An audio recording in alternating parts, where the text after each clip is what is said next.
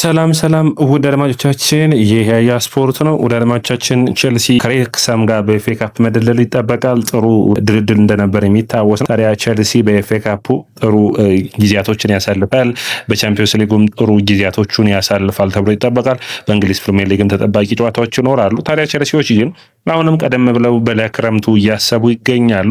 በተጫዋች ምልመላ በኩል ቼልሲ ብዙ ተጫዋቾችን ለማስፈረም ሙከራዎችን እያደረጉ ይገኛሉ። ታዲያ ከነዚህ ተጫዋቾች መካከል አንደኛው ተቀዳሚው የኒኮላስ ጃክሰን ሁኔታ ነው። ቼልሲ የኒኮላስ ጃክሰን ሁኔታ በባለፈው እንዳነሳ ነው እንግዲህ ይህ ተጫዋች ወደ ቼልሲ ለመመለስ ባየርንም ተጫዋቹን የማስፈረም ፍላጎት እንደሌላቸው ለቼልሲ ያሳውቀዋል። 14.2 ሚሊዮን ፓውንድ ቼልሲ ከውሰቱ አግኝቷል። ያ ጥሩ ውጤት ቢሆንም ነገር ግን በቋሚ እስከ 60 ሚሊዮን ፓውንድ የሚያወጣውን ገንዘብ ለቼልሲ ያልከፈሉ ሲሆን 40 ጨዋታዎችን ከ45 ደቂቃ በላይ ማድረግ ይጠበቅበት ነበር። ይህ ደግሞ የሃሪኬንን መጎዳት ያስፈልግ ነበር። ሃሪኬን ቢጎዳ ራሱ ግን የአፍሪካ ዋንጫ ባለበት የውድድር ዓመት እነዚህን ያክል የመጨረሻ ጊዜን ያገኛሉ? ትልቁ ጥያቄ ነው። እንግዲህ 22 ጨዋታዎችን አድርገዋል ለባየር ሙኒክ። እንግዲህ የኒኮላስ ጃክሰን መመለስ አሁንም በላሊጋው በሴሪያው ቼልሲ የሚፈልጋቸውን ተጫዋቾች ለማስፈረም የሚያግዘው ካልሆነ በስተቀር ተጫዋቹ አሁንም ተመልሶ በሊየም ስር መጫወት ይፈልጋል። ነገር ግን ሜጋ ዴላፕ፣ ጃኦ ፔድሮ ከሱ ቀደም ብለው የቼልሲ የቀጣዩ ምዕራፍ እቅድ አካል ናቸው። ስለዚህ ውሳኔዎቹ በሚቀጥሉት ጊዜያቶች የሚጠበቅ ይሆናል። ስብስብ ውስጥ ሊቀጥል የሚችልበት እድል ግን የለም ማለት የሚቻል አይደለም። ኒውካስትልና ቪላም እንግዲህ ጥያቄዎችን ያቀርባሉ ተብሎ ይጠበቃል። በተለይ ኒውካስትል አንዱ የሚጠበቀው ቡድን ነው የሚሆነው ለቼልሲ ጥያቄዎችን ለማቅረብ። ሌላኛው ቪላ ነው። ቪላ ግን ታሚ አብርሃምን ያስፈርሟል። እንግዲህ ውሳኔዎቹ የሚጠበቅ ነው የሚሆነው። እንግዲህ ከሁለቱ አጥቂዎቻቸው ከኦሊ ዋትኪንስ እና ከታሚ አብርሃም አንዱ የሚለቅበት እድል ካለ ወደ ኒኮላስ ጃክሰን ፊታቸውን የሚያዞር ይሆናል ተብሎ ይታሰባል። እንግዲህ ሌላኛው መረጃ ሆኖ የወጣው የአርቢ ላይፕዚጉ ያን ዲዮሜንዲ ይህ ተጫዋች እንግዲህ አሁን በአውሮፓ መድረክ ላይ ማንም ቡድን የዚህ ተጫዋች ፈላጊ ነው። ወደ አድማቻችን ይህ የአርቢ ላይፕዚግ እንግዲህ የመስመር ተጫዋች በተለይ ከቀኝ መስመር በግራ መሰለፍ የሚችል ነው። 1.80 ነው ቁመቱ፣ እድሜው 19 ነው። ያን ዲዮሜንዲ ይባላል። አይቮሪ ኮስታዊ በግራ በቀኝ በብዙ መስመሮች መጫወት የሚችል ነው። ኮንትራቱን ባለፈው የውድድር ዓመት ነው ያስፈረሙት በጣም በቀላል ገንዘብ። ነገር ግን አሁን ከ80 እስከ 90 ሚሊዮን ፓውንድ እየጠየቀበት ይገኛል። እንግዲህ ይህ ተጫዋች በዘንድሮው የውድድር ዓመት 21 ጨዋታዎችን አድርጓል። በጣም አስገራሚ ክህሎት አለው። በተለይ ደግሞ ፍጥነቱ 36.3 ኪሎ ሜትር ፐር አወር ነው ዘንድሮ መሮጥ የቻለው። ከዛ ውጭ በየጨዋታው የሚሸፍነው ሜዳ ስፋት፣ ያጮት ስታይሉ በተለይ ለቼልሲ የሚያስፈልግ ነው። ፈጣን ነው፣ ቀጥተኛ ነው። ስለዚህ ይህ በጣም ተመሳሳይ ከስቴፈን ዊሊያን ጋር ያደርገዋል። ስለዚህ በግራ መስመር ላይ ደግሞ ተመሳሳይ አይነት ተጫዋች ያገኘ ይመስላል። ከዛ ውጭ ቼልሲዎች ይህንን ተጫዋች ለማስፈረም ብዙ ሙከራዎችን አድርጓል። እንግዲህ ይህ ለአይቮሪ ኮስት ከ17 ዓመት በታች ከ23 ዓመት በታችም ተጫውቷል። እንግዲህ እንደ ሌሎች ተጫዋቾች ተጫዋችነት ታሪኩ የጀመረበት መንገድ ትንሽ የሚለይ ያደርገዋል። ምክንያቱም ይህ ተጫዋች ከአሜሪካ የሃይ ስኩሎች ቡድን ውስጥ ነው እንግዲህ ስልጠናዎች ውስጥ ነው ወደ ሌሎች ቡድኖች ሙከራዎችን ያደረገ። በሚገርም ሁኔታ ይህ ተጫዋች ወደ ላይፕዚግ ከመሄዱ በፊት ሬንጀርስ፣ ቼልሲ እና በርንማውዝ ጥያቄዎችን አቀርበውለት ውድቅ አድርጎ ነው ወደ ላይፕዚግ ያቀን ነው። ነገር ግን ከላይፕዚግም ከማቅናቱ በፊት ይህ ተጫዋች እንግዲህ ከቼልሲ ጋር በጣም የሚያገናኘውና ቼልሲ ያለፈው ተጫዋች ነበር ማለት ይቻላል። ፓላስ እና ቼልሲ ጋር በታዳጊ ቡድን ውስጥ ውጤታማ ለመሆን ሙከራን አድርጎ ቼልሲ በተለይ በተቀባይነትን አሳጦት ሊያስፈርመው ኮንትራት ፈልጎ ነበር። ነገር ግን ከቼልሲ ገንዘብ ይልቅ የመጫወት እድልና እንዲሁም ደግሞ ቼልሲዎች ወደ ስትራስቡርግ የሚልኩት ይሆናል የሚለውን ፍራቻ በማየት ተጫዋቹ ምርጫውን ሌሎችን አድርጎ በተለይ ደግሞ ከዚህ በፊት ወደ ደበደበት ወደ ግሬምስ ሄደ። ከግሬምስ ነው በ6 ሚሊዮን ፓውንድ ብቻ ያስፈረሙት። አሁን አርቢ ላይፕዚግ ስንት ነው እየጠየቀ ያለው? 90 ሚሊዮን ፓውንድ። አድማጮቻችን እንግዲህ በአንድ የዝውውር መስኮት ያክል ለውጦች እንዳሉ ነው። ነገር ግን ወደ አድማጮቻችን ታዳጊውን ሴዶ ማኔን እዚህ ተጫዋች ብቃት ውስጥ ታያላችሁ። በጣም ቀጥተኛ ነው። ድሪብል ያደርጋል፣ ይመለሳል፣ ብዙ ቦታዎችን ከበር ያደርጋል። አገሩ ብሔራዊ ቡድን ጥሩ ፐርፎርማንስን ሲያሳይ ታይቷል። ታዲያ ቼልሲዎች በተለይ እንግዲህ በዘንድሮ ዓመት የግራ መስመር ተቀዳሚ ዓላማቸው የተጫዋች ሊሆን ይችላል ተብሎ ይታሰባል። ነገር ግን ቼልሲ ይህንን ያክል ገንዘብ የመክፈል ፍላጎት እንደሌለው የሚጠበቅ ነው። ወደ አድማጮቻችን ታዲያ እንግዲህ ሌሎች ጊዜያቶች ሌሎች ወቅቶችን ቼልሲዎች የሚጠብቁ የሚችሉበት እድል ይኖራል። ነገር ግን በድርድሩ መካከል አንደኛው የኒኮላስ ጃክሰንን ለዚህኛው ቡድን ማቅረብ የሚቻል ከሆነ ቼልሲ እድላቸውን የማየት ፍላጎት አላቸው። ወደ አድማጮቻችን ሌላኛው እንግዲህ ማኔን የሚል መለከት ነው። አስገራሚው ሌላኛው ታዳጊ ነው እንግዲህ ለቼልሲ ማቲያስ ማኔ ይባላል። በ2007 ነው የተወለደው። 18 ዓመቱ ላይ ይገኛል። በወልብስ ቤት ነው የሚጫወተው። የአጥቂ አማካኝ ሆኖ ፖርቹጋላዊ ነው።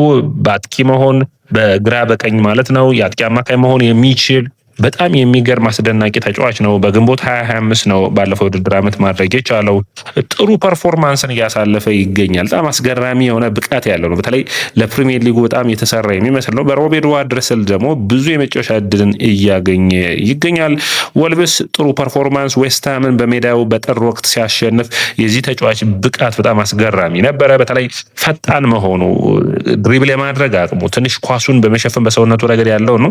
ነገር ግን በጣም አስገራሚ ነው። ትልልቆቹ ቡድኖች ላይ ራሱ የሚጫወተው ፐርፎርማንስ በጣም አስገራሚ ነው።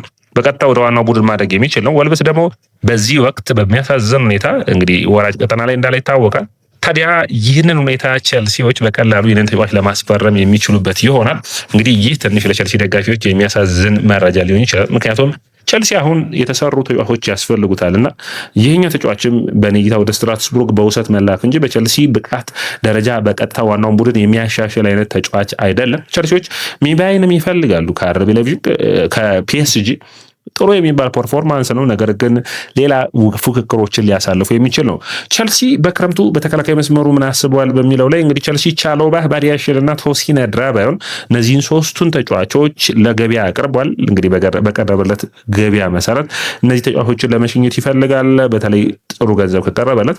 ነገር ግን እዚህ ዝርዝር ውስጥ ቻሎባህ መገኘቱ ትንሽ ለቸልሲ ደጋፊዎች አስደሳች ይሆናል ብዬ አላስብም። ምክንያቱም ቻሎባህ ቸልሲ ለእያንዳንዱ ለሰጠው ድል ተጠቃሚ ሆነ። በጥሩ ፐርፎርማንስ ቸልሲዎችን ማስደሰት የቻለ ተጫዋች ነውና ቻሎባ እዚህ ዝርዝር ውስጥ መግባቱ ትንሽ አሳሳቢ የሚባል ነው። ምክንያቱም ቸልሲ ለምሳሌ ሊቨርፑል ለሚቀጥለው ውድድር ዓመት ከጉዳት የሚነሳ ከሆነ ፎፋናን የሚይዝ ከሆነ አንድ ሌላ ጥሩ የማል ተከላካይ የሚያገኙ ከሆነ ሶስቱ የተቀያየሩ ዋና የማል ተከላካይ የሚሆኑ ከሆነ ቻሎባ እና መማዱ ሳር ስብስብ ውስጥ ደግሞ በአጋዥ ተከላካይነት ቡድን ውስጥ የሚቀጥሉበት እድል ይኖራል።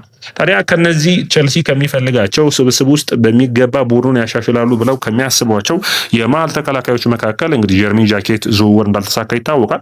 ታዲያ ሌላ ተጫዋችን ኢላማቸው ውስጥ አስገብተዋል። ያም ሙርሎ ሳንቲያጎ ኮስታ ይባላል። ይህ በጣም አስገራሚው የ23 ዓመት ብራዚላዊ የመሀል ተከላካይ ነው። ሜትር ከ80 ነው ቁመቱ የሚረዝመው። በጣም ጥሩ የሚባል የመሀል ተከላካይ ነው። በተለይ ደግሞ ለቸልሲ ቢውልድ አፕ ከኋላ ኳስን ለመመስረት ወደፊት ፓሶችን አድርጎ ሹት የማድረግ ብቃቱ በጣም አስገራሚ የመሀል ተከላካይ ነው። ብዙዎቻችን በፕሪሚየር ሊግ አይተነዋል። ከኮሪንቲያስ ወደ ኖቲንጋም ፎረስት እንግዲህ በኖቲንጋም ፎረስት 85 ጨዋታዎችን አድርጓል። ለብራዚል ብሔራዊ ቡድን በቅርቡ ነው ፐርፎርማንሱን ወይም ሲጫወት ያየ ነው። በጣም የሚገርም ነው። ነገር ግን ኖቲንጋም ፎረስት አሁንም ሌላኛው ወራጅ ቀጠና ውስጥ ያለ ነው። እንግዲህ ኖቲንጋሞች ሞርጋን ጊብስ ዋይትን፣ ሞርሎን እና ኤሌት አንደርሰንን የመልቀቅ ዕድላቸው ሰፊ ነው። ታዲያ እዚህ ላይ ሊታሰብ የሚጠበቀው አንዱና ሌላኛው ሁኔታ ሞርሎን ቸልሲ ለማስፈረም መፈለጋቸው ነው። እንግዲህ ይህ የግራ እግር በጣም የተሟላለት የሚባል የመሃል ተከላካይ ነው። 55 ሚሊዮን ፓውንድ ሊያወጣ ይችላል በክረምቱ። ቸልሲ፣ ሊቨርፑል የዚህ ተጫዋች ፈላጊ ናቸው። ነገር ግን ቸልሲዎች ጠንከር አድርገው በተለይ ከሊቨርፑል ጋር በጣም ጥሩ ፉክክርን ማድረግ የሚችል በደንብ ደግሞ መፎካከር ብቻ ሳይሆን በቸልሲን የመሃል ተከላካይ ጥራት መጨመር የሚችል ነው። በተለይ በጀርሚን ጃኬት ጉዳይ ብዙ ፕሮግራም ስሰራ ብዙ የቸልሲ ደጋፊዎች ሙርሎ የተሻለ ተከላካይ ነው የሚል እይታ አላችሁ። ጥሩ ነው። ምክንያቱም በተለይ ሊያም ለሚጫወተው ከኋላ ለሚመሰረት ቡድን እንደዚህ አይነት ጥራት ያላቸው ተጫዋቾች ያስፈልጋሉና ቸልሲ ከዚህ ተጫዋች የተሻለ ፐርፎርማንስን የሚያገኝ ይሆናል ብዬ አስባለሁ። ታዲያ በክረምቱ ይህንን ተጫዋች አንዱ የዝውውር ኢላማቸው አድርገውታል። ጥሩ ፐርፎርማንስ ነው። የተሻሉ ፐርፎርማንስ ያላቸው ተጫዋቾችን በተከላካይ መስመሩ ላይ በተለይ መሻሻል የሚጠበቅበት ነው የሚሆነው። ግብ ጠባቂም ሊፈልጉ የሚችሉበት እድል ይኖራል። በአማካይ መስመር አሁንም የአዳም ዋርተን እንዲሁም ደግሞ ኤሌት አንደርሰን የቸልሲ ኢላማ ውስጥ ነው ያሉት። የአጥቂ መስመሩ መሻሻል የሚጠበቅበት ይሆናል። ክረምቱ በሚገባ ተሰርቶ በሚቀጥለው ውድድር ዓመት ቸልሲ ወደ ዋንጫ ፉክክር የሚመጣበት ይሆናል ወይ? ለሊየምስ ከባድ ኃላፊነት ይሆናል ወይ? እንግዲህ ምን ይሆናል? ወደ አድማጮቻችን ያያ ስፖርት ነው። ያያ ስፖርትን ላይክ፣ ሼር፣ ኮሜንት፣ ሰብስክራይብ ማድረጋችሁን አትርሱ።